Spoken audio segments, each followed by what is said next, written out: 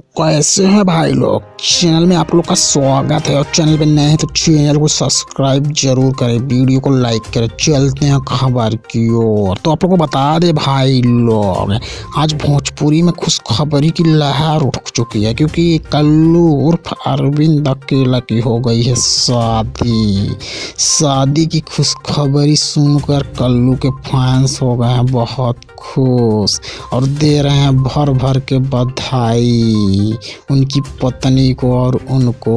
और इसी खबर से आगे चलने के बाद और एक खुशखबरी है कि पावर स्टार पर पवन सिंह दिए हैं भैया पूरे के पूरे 50 लाख की कार गिफ्ट कल्लू को।